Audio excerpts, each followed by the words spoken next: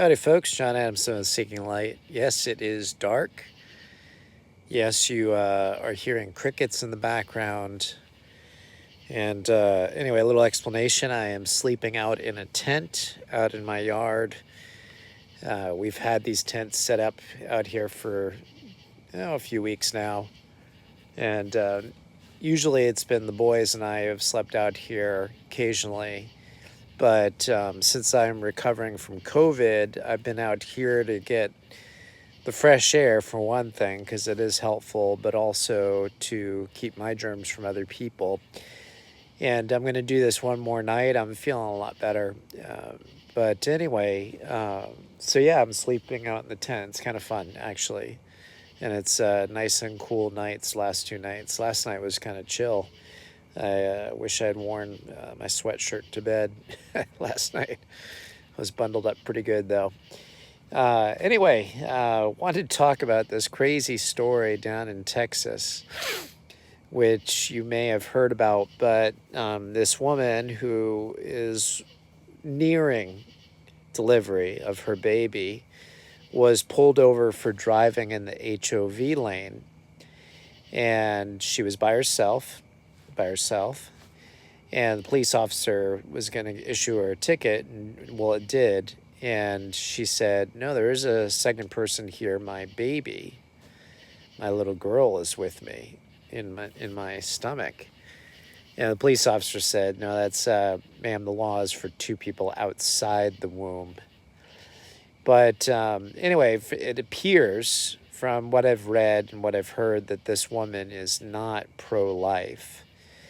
But she's trying to use this argument that because Texas law recognizes the unborn baby as a full human being, therefore she should be able to drive in the HOV lane. She's acting all incensed about it. But she's got a point. If the HOV lane is for two people or more in the car, then yes, technically there are two people. And the fact of a placement of that child being within the body or outside of the body doesn't change the fact that the baby is a person. So I kind of like her argument.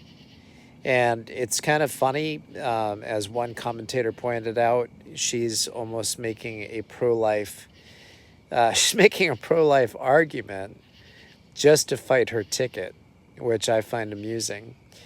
And as another commentator pointed out, it might have been the same one, that it seems like the left sometimes makes a good conservative argument to mock, but it ends up actually being good argumentation that we would not be in disagreement with. So, you know what? I'm all for obviously pregnant women getting to drive in the HOV, because one thing, she's going to have to get places sooner because she's going to have to pee more often, and God forbid she gets stuck in slope traffic and go into labor.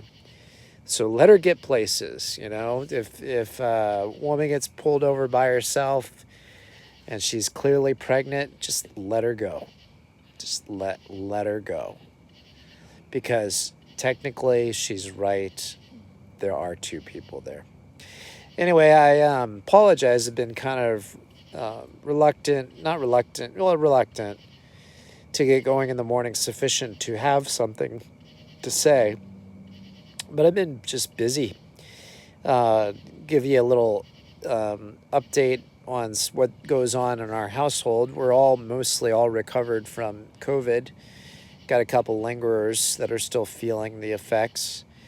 And also we've got kids who are in a play, and they've been doing practices every day, and that's coming up this weekend. They're going to be doing Willy Wonka and the Chocolate Factory. So it's just busy week. And then I decided to take on a project. Well, I've got my car that we've been trying to finish the brake job on, but I'm waiting for parts to come in. And then I decided to take on making what's called a flat cap. It's the old 1910s, 1920s style flat cap, popularized by, what's the name of that show? I haven't seen it, but I just blanked on it. Anyway, cool hats. So I'm making one. And so that's taking up some time and at night. And so anyway, and now I've got to get ready for a maintenance course that I'm putting on. By the way, if you are a therapist and you're watching this, Thursday night between 8 and 10 p.m. Eastern Time, I will be presenting on maintenance therapy for allied health education. So that's a course I've done on a regular basis, once or twice a year for the last few years. And so going to be doing that and looking forward to that. Although I'm getting tired of the therapy realm. What else is going on? Looking into growing black soldier flies. Actually, I've got a son who's just started them. And black soldier flies are often referred to as the perfect composter because they'll eat any food material, anything. And they will also, by weight, they have the best nutritional profile for birds and fish and things like that. So anyway, that's a little bit of the goings on. But anyway, you didn't tune in to just hear about the goings on. I hope you're doing well. It is still my intention to do my course, full stop, 2 hour on medical mandates, the ethics of medical mandates. I promise that'll be soon. I just been busy. Hoping maybe that I can do it next week or the week after. That would be my plan. Anyway, John Adamson with Seeking Light. Hope you're doing well. Take care and God bless.